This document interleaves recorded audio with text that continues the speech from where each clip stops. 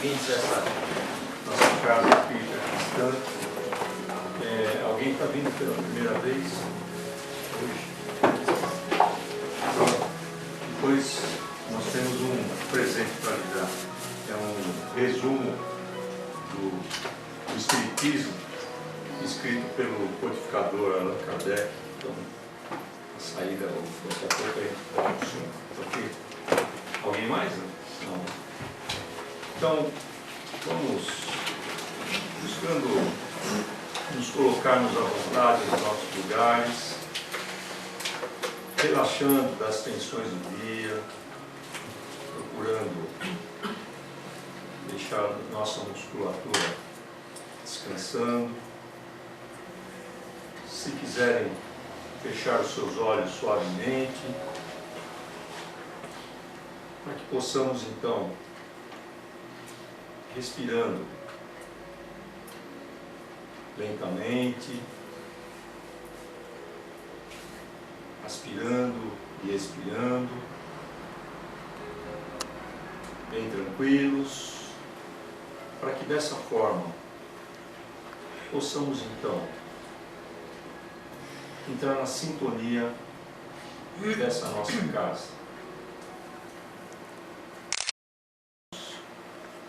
Aqueles companheiros da espiritualidade que aqui estão preparando esse ambiente para nos receber, deixando o que de melhor possuem para que essa energia toda possa nos beneficiar. Para que possamos então, tanto nós, como os nossos mentores amigos da espiritualidade, entrarmos em contato com Jesus, com o nosso Criador,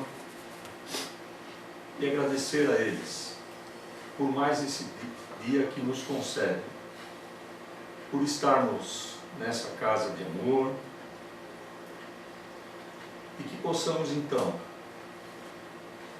obter aquilo que aqui viemos buscar essa noite: o consolo, os ensinamentos que nos são trazidos, quando bem compreendidos, quando nos dedicamos a acolhê-los com humildade, refletindo em nossas ações, em nossos pensamentos e em nosso dia a dia. Que possamos dessa maneira usar esses ensinamentos para nossa liberdade, considerando que somos espíritos encarnados e que vamos seguir adiante em nossa jornada, como já nos foi dito por Jesus, sempre no progresso, buscando o bem. Que nessa noite, então, nós possamos compreender aquilo que nos será trazido pelo nosso companheiro Hodgson, e que pedimos que ele seja intuído a trazer a sua mensagem com simplicidade e sabedoria, de forma que possamos adquirir esse conhecimento e nos tornarmos melhores. Que assim seja, graças a Deus.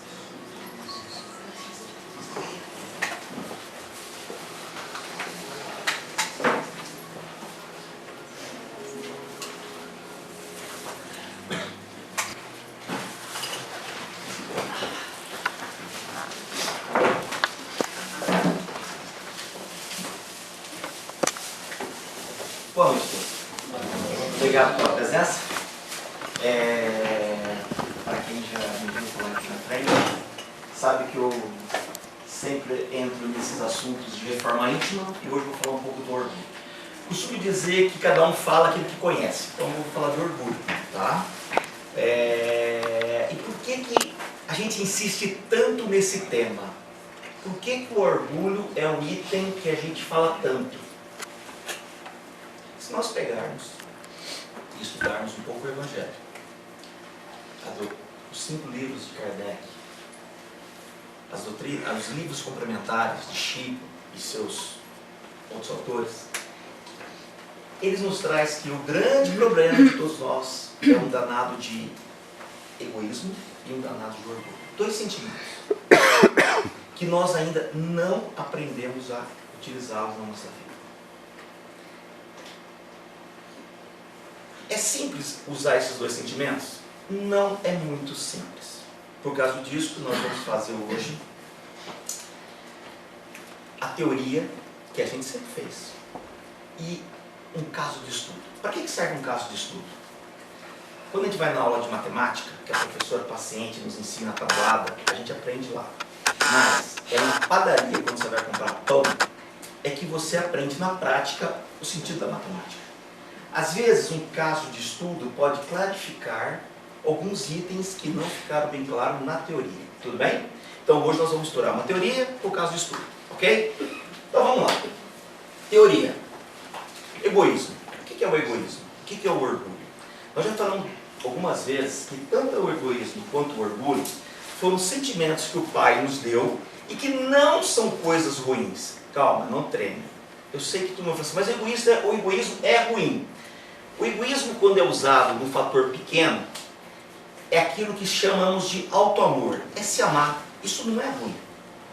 Agora, o egoísmo, quando ele é ruim, é quando os desejos nossos,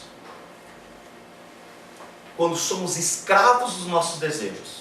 Fazemos tudo o que nós desejamos, não respeitando o próximo. Isso é o egoísmo ruim. Normalmente fazemos isso. Queremos tudo e avançamos nas vidas alheias, nos espaços alheios. Isso é egoísmo ruim. O orgulho, em sua quantidade correta, é aquele sentimento que nos motiva. Sabe aquele sentimento quando você faz uma coisa boa, uma coisa certa, você fala, puxa vida, que legal, eu acertei. É esse sentimento gostoso. Esse sentimento evolui, traz evolução, traz vontade de crescer. Porém, o orgulho, quando ele ultrapassa certos limites, ele vira arrogância. Que é ser o que você não é. Querer controlar o que você não controla. Querer ser uma coisa acima, muito acima do que o teu nível onde você está. Isso é arrogância. É o orgulho mal utilizado. Tudo bem a teoria? Tudo tranquilo? Vamos dar um enter aqui. Cadê um enter aqui? Deixa eu ver se está funcionando. Vamos ver? Ok? Vamos aí. Definições, texto. Na prece, muito bem feito, ele diz o seguinte: o que somos? Somos espíritos em evolução. Reencarnamos, desencarnamos, reencarnamos, desencarnamos, reencarnamos e reencarnamos. Diversas vezes. Em cada encarnação, aprendemos, adquirimos coisas boas. E em cada reencarnação, deixamos para trás alguns aprendizados que voltamos novamente para tentar aprender novamente. Ok? Reencarnamos para 2 coisas. Evoluímos intelectualmente, evoluímos moralmente. Intelectualmente é a coisa mais fácil que tem. Basta ter dedicação e vontade. Um monte de livro, você vai ser um cara bem intelectualizado. Ok? Tempo. Evoluir moralmente. Aí tem uma certa dificuldade. Porque evoluir moralmente significa controlar esses sentimentos. E adquirir bons sentimentos. O amor, a humildade, e entre outros. Botar isso em prática no dia a dia. Isso é fácil? Não, não é fácil. Há uma frase bíblica que fala assim: conhecer-te a ti mesmo. Tantas vezes nós falamos aqui. É fácil a gente saber o que somos? É fácil olhar para dentro? Também não é fácil. Quando vocês fizerem isso, use a aceitação e o auto-amor para com vocês mesmos. Então, e algumas das vezes nós falamos aqui, e se vocês lerem o Evangelho, tem uma frase lá de Santo Agostinho que fala assim: todos os dias, quando você chega em casa, analise o que você fez. Analise o teu dia. As coisas boas e as coisas ruins. E nós tivemos um estudo aqui numa terça-feira, que foi muito engraçado, até foi um dos nossos companheiros que citou isso, e eu acho que vou passar para vocês que é importante. Todo dia que vocês chegarem em casa à noite, analise o que vocês fizeram de bom. Tenham um orgulho que vocês fizeram de bom durante o dia. Isso gera esperança, Isso gera confiança, fortalece. Faça sua prece e durma. Ao acordar, analise o que você fez no dia seguinte de não bom. Analise. Faça sua prece e vá para o seu trabalho. O grande questão, eu tenho certeza que muitos daqui fazem isso, mas é muito difícil fazer isso também. Por quê? O nosso dia a dia, nosso cotidiano, nossas responsabilidades, nossos trabalhos, nossas dificuldades financeiras. É fácil você parar do teu dia a dia para você pensar em si? Não é fácil. Quando nós fazemos isso, será que a gente consegue analisar alguma atitude arrogante que nós tivemos no dia anterior?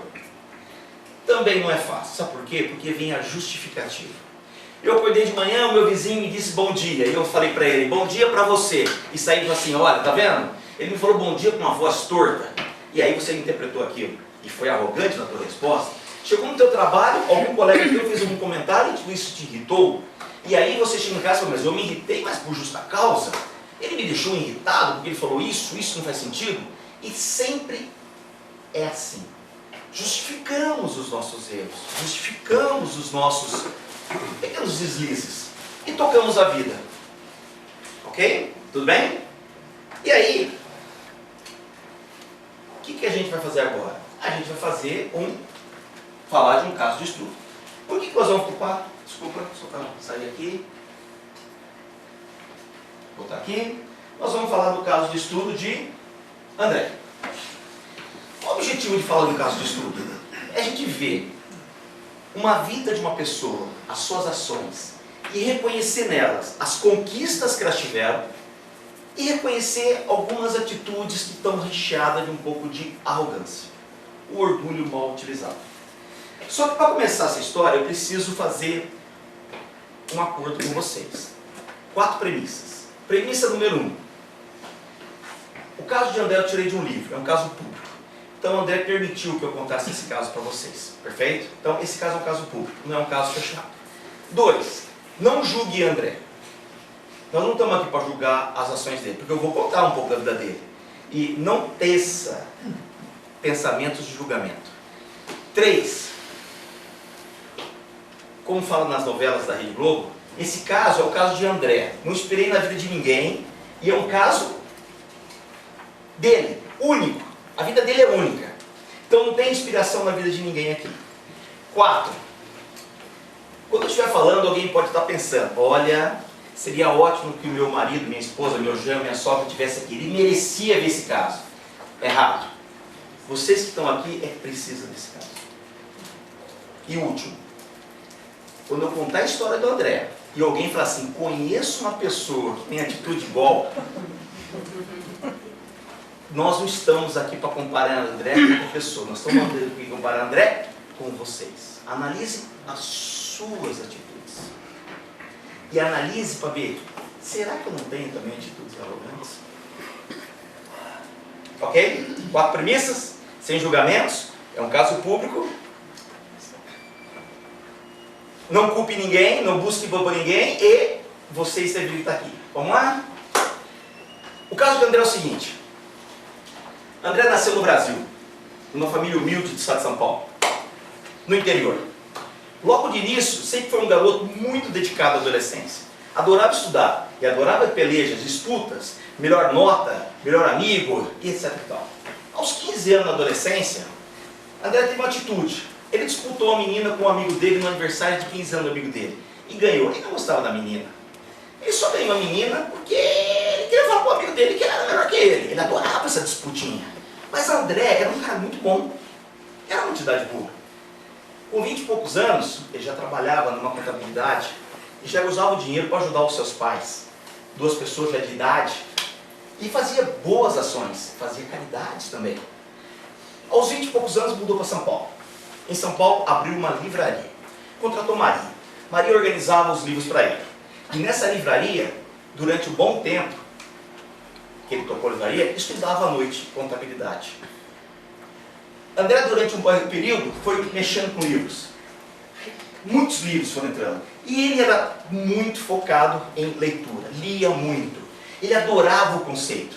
Então ele lia de tudo, todos os livros. E aí o que aconteceu? Muitos livros espíritas foram entrando, esotéricos, de várias religiões, de várias histórias. E quando André se deparou com a doutrina espírita, ele ficou apaixonado pelos conceitos espíritas. E André leu muito, estudava muito, ele era muito dedicado. Ele necessitava daquele conhecimento. Em breve, André entrou no centro, participava de um centro, fazia várias atividades no centro, participava de atividades sociais, participava de diversas. Até um belo dia, ele estava disputando com seus 35, 40 anos, uma vaga que ele tanto queria, numa empresa, onde ele ia ganhar muito melhor. E André tinha um caso com uma Ângela. A Ângela era uma pessoa que ele gostava muito, mas ele não dava muito bola para ela. Porque André tinha pressa. André queria viver, queria o cargo, queria empresa, queria uma posição melhor. E ele pleiteava escrever um livro. Porque ele adoraria ver o nome dele num livro nas vitrines das livrarias do Brasil. Então André tinha aquela coisa de se expor muito. Vamos analisar um pouco a vida de André? André participava do centro. Ele tinha muito conhecimento. Nos estudos do centro, ele queria dominar o conteúdo. E dominava, porque ele tinha muito conteúdo. Sabia expor muito bem o mundo evangélico, os 3 e 4 evangélicos, e sabia muito bem colocar as colocações de Kardec.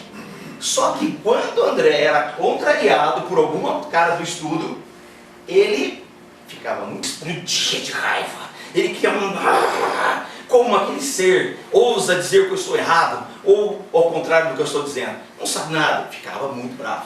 Ia para casa, contrariar. Passava horas matutando o que ele ia fazer para reverter a situação, porque ele tinha perdido aquela peleja, ele não tinha convencido aquela outra pessoa de que o conteúdo dele estava certo. André era assim. Quando ele dava passe, ele tinha muito conhecimento, fez vários cursos de passe, magnetismo, estudou mesmo, ele estudou tudo.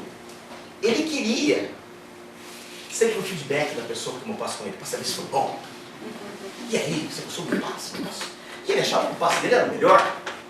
Certo? Então ele tinha um detalhe de querer também falar assim, eu sou o único que sabe dar passe aqui, os outros aqui, fazer o quê? E assim era André. André fazia palestra. E no final da palestra, quando ele não recebia elogios, ele ia para casa, mas sim, por que eu não fui elogiado? Eu preciso de elogio. Abre parênteses. Elogiar pessoas que fazem palestra é normal, de quem elogia. O problema é de quem recebe para o elogio e não saber tratar isso. Fecha parênteses. E André precisava, e quando era elogiado, ele ia radiante para casa. Ganhou a noite. Poxa vida, que coisa boa, precisava daquela coisa aí. Mas André era uma pessoa boa. Ele participava na distribuição de sopa. Ele fazia caridade, comprava cesta básica, distribuía, continuava ajudando os pais dele. Tinha Maria como uma das pessoas que tratava muito bem Maria, com muito respeito, com muito carinho, e tocava a vida dele desse jeito. Como é que era André no trabalho? Como eu falei, trabalhava bem com Maria. Como é que ele atuava no trabalho? Adorava quando chegava o evangelho na loja. Quando chegava o evangelho na loja, ele falou, começa a disputa, vou provar para esse cara que o espírito é melhor. E começava. E quando chegava o espírita, ele falava, que sempre você participa? Você não conhece o meu? O meu. E quando o espírita não falava alguma coisa que não era muito coerente, ele tentava convencer o espírita que ele estava tudo errado e assim vai. Isso era o André. Fazia isso de uma maneira natural, de uma maneira instintiva, tentando ajudar e queria ajudar. E André era uma pessoa boa. Uma pessoa que tinha muitas conquistas. Como é que era André na vida pessoal dele? André gostava de Ângela, mas ele achava que não era o momento de casar. Ele já estava com 35 anos, ele precisava daquele emprego, dedicação, estudar. Puxa vida, deixa para amanhã, deixa para depois da manhã, deixa para um tempo. E a vida foi levando. Como é que era André na vida pessoal médica? Pensão de ferro. Não preciso de médico. Trabalho 24 horas por dia e não tenho tempo para ir médico. Não vou ir médico, eu preciso. Quando eu tenho alguma dorzinha, eu vou lá no centro, tomo um passe, uma água frítica e tudo se sana. Com seus 40 e poucos anos, André teve um piripaque, uma parada cardíaca e veio a desencarnar.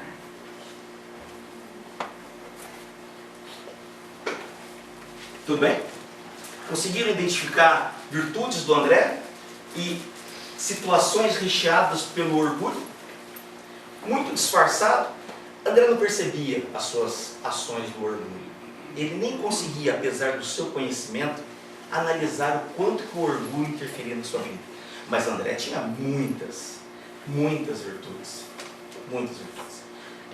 Vamos tentar identificar quem era André. André era um espírito extremamente velho. Já tinha reencarnado no planeta Terra diversas vezes. Dezenas de vezes. Para não falar que já estava na centena. Em todas as suas jornadas, primeiras, começou lá nos primórdios da agricultura. Passou pelos egípcios, sempre era sacerdócio ou comerciante. E sempre aprendeu a lidar com a sua vida pessoal. Aprendeu a lidar com a raiva, aprendeu a lidar com as suas emoções. A dificuldade estava no orgulho e na arrogância. Para ele ainda. Passou pelos egípcios, pelos romanos, sempre atuando nessa área de comerciante ou governador. Sempre começava a vida num ambiente humilde, com a sua força de vantagem, chegava até a um certo cargo. Nunca foi ninguém importante na história. André nunca foi ninguém importante na história. Durante a Idade Média, reencarnou diversas vezes como padre e como missionário. E, pelas últimas reencarnações, as últimas 10, 15, não tinha as mãos manchadas de sangue. Não havia provocado nenhum desencarne. E detalhe, tratava as pessoas bem. Como nessa jornada, André só tinha amigos, ele só tratava as pessoas bem. Nas últimas reencarnações, vinha tentando buscar o objetivo de tratar o orgulho. E nessa reencarnação, reencarnou com o objetivo de analisar o seu orgulho e tratar o seu orgulho. Ia ser espírita, ia buscar dentro do mundo espírita informação que buscasse uma reforma íntima. Porém, ao desencarnar, ele ainda não conseguiu os objetivos. Nós costumamos dizer, tem uma frase que fala o seguinte: a quem é muito é dado, muito será pedido. Vamos narrar o desencarne de André. Abre parênteses. Todo o processo de desencarne é pessoal de cada um. O que aconteceu com o André, aconteceu só com o André. Não vai acontecer com ninguém aqui igual, tá bom? Ok? Quer dizer, cada um tem um processo de desencarne. E ninguém é igual a ninguém. Fecha parênteses. André desencarnou. Acordou 12, 15 horas após o seu desencarne. Ainda estava com um pouco de dor no peito. Ele reencarnou e estava acordado exatamente do seu velório. Ele viu sua mãe, seu pai chorando, viu Maria do lado e viu Ângela desesperado. Ao analisar seu corpo, ele tinha conhecimento, ele falou: puxa, desencarnei. Estou no plano espiritual? Que coisa de maluco, pensou com ele. Estou aqui, e aí o que eu faço? Aí, mas quando ele olhou para o pai dele e viu o pai chorando, ele lembrou: puxa vida, quem é que vai ajudar agora os meus pais financeiramente? Olhou Maria, ficou muito feliz pelo jeito que sempre tratou Maria, mas quando olhou Ângela, bateu uma dor no coração pesado. Falou: puxa, por que eu não casei com a Ângela antes? Por que eu não fiquei com ela? Olha só, empurrei a vida dela e a minha. E Ângela chorava porque a Ângela gostava muito dele. E nesse momento, ele lembrou que ele não ia escrever mais o livro dele. E que aquele cargo que ele estava tanto pleiteando, ele não ia conseguir. E aí pintou uma coisa chamada revolta. Ao seu redor, tinha o seu guardião, o seu protetor, vários amigos familiares, espíritos familiares, várias pessoas que ele ajudou no centro, nas sessões mediúnicas ou em uma palestra, lá pronto para ajudar. Mas quando ele pintou a revolta, e que veio na mente dele dizendo: a justiça divina não é justa, olha o que aconteceu comigo, não é justo isso que aconteceu comigo. Eu, que sempre fiz o bem, que fiz palestra, dava comida, por que eu desencarno agora, na flor da juventude? Isso é um absurdo. A providência divina está errada. E nesse momento, André tinha esses lances. Você lembra que eu falei que ele explodia por dentro? Você lembra? Só que quando nós explodimos por dentro e temos o nosso corpo carnal, e rimos assim, ó, você está explodido por dentro, vai ser. Ninguém vê. Mas quando você está lá no plano espiritual, com o teu corpo espiritual, e você explode de raiva, a tua frequência do teu ambiente, criou-se nesse momento uma barreira que evitou, que impossibilitou que as entidades que estavam ali para socorrer ele, socorressem. Todos ficaram muito tristes, mas não havia o que fazer. Ele não tinha como ser escolhido. E André ficou ali, acompanhou o seu corpo, o corpo dele foi enterrado, ele sentou no túmulo do lado, viu as pessoas indo embora, o sol se pondo, e aí ele mais uma vez, ele destilou muita raiva. Cadê o nosso lar? Por que eu não estou no nosso lar? Eu fui um ano bom, eu tratei bem as pessoas, eu estudei, eu não posso nunca maltratei ninguém. Cadê o meu protetor que tanto falava que estava comigo? Cadê o meu guardião? Cadê esse povo? Cadê? E nesse momento, mais uma vez, a frequência dele bloqueou qualquer tipo de ajuda. E apareceu um senhor na frente. Ele falou: oi, André. Ele falou assim: não sei quem você é. Ele falou assim: sou teu amigo, você lembra de mim? Quando nós tínhamos 15 anos, você disputou aquela namorada e você levou ela só porque você quis levar ela? Se lembra? Ele falou: pô, você lembra? Você está aqui? Que bom. Tal. Eu falei assim: não, eu estou aqui e tal. Ele falou: não, mas eu te quero bem. Eu falei: não. Ele falou: o amigo dele falou: eu também te quero bem. Já te perdoei, André. Acabou. Eu sei que você fez aquilo apenas por uma disputa, entendo, mas vim aqui te buscar. Vim aqui te ajudar. E André falou: você precisa da ajuda? Eu falei: você que sabe, você vai ficar aqui na cidade, eu estou indo embora. O André falou: não, pera bem, deixa eu. Para onde você está indo? Olha, eu quero te fazer uma proposta. Venha comigo, nós vamos levar você até uma cidadela aqui e você vai receber uma proposta para trabalhar conosco. André falou assim: opa, pelo menos vou para algum lugar, né? Já que o meu protetor não apareceu aqui, é o que eu tenho. Eu tenho. E revoltado, o André foi com o amigo dele. Chegou nessa cidadela feia, no umbral, as pessoas feias e tal. Só tinha espírita nessa cidadela, tá, senhores? Os espíritas, provavelmente os orgulhosos. Aqueles que não sabem tratar o seu orgulho. Quem comandava a cidadela era chefes de alguns centros espíritas do Brasil, forte, bonito, e comandava a cidadela. E os seis senhores fez uma proposta para André. André, você tem muito conhecimento? Precisamos de você aqui é bem-vindo.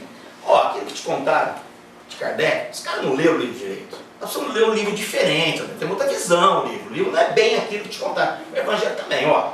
Temos aqui todos os exemplares. Podemos até ler para você vai ver que a interpretação é outra. E André, aqui você está protegido. Você vai trabalhar conosco. E o que você vai fazer, André? Vai ser o seguinte: nós precisamos ter um cara como você, vai em vários centros espíritas e induz as pessoas a estudar bastante, vai ser bastante orgulhoso. É isso, é o que você faz. E André topou. Não tinha outra opção, foi embora. André ficou alguns anos trabalhando dessa maneira. Em diversos centros, impulsionando as pessoas ao orgulho, sempre focado à inteligência, sempre focado ao intelectualismo. Só que André, ele era um cara bom, ele tinha muitas virtudes, tinha mesmo. Chegou um ponto que ele falou: tudo isso que eu estou fazendo é tudo que eu sou contra. Eu sou contra, essa cidade é uma politicagem. Aqui, eu estou tentando manipular as pessoas, mas eu sei que eu estou sendo manipulado por esses senhores. Aqui, o bem das pessoas que é lá, não estou gostando dessa situação. E até um belo dia, ele chorou. A última vez que André tinha chorado, ele tinha 10 anos, porque homem que é homem não chora. Entendeu? Chora, chorou. Quando ele chorou, quebrou-se um pouco essa capa dele e apareceu na frente dele um tio dele. Esse tio pouco podia fazer por ele. Explicou para ele a situação dele, explicou onde ele estava, por que ele estava ali, E André aí, nesse momento, chorou mais. E pela primeira vez ele orou. Ele orou depois de alguns anos no plano espiritual.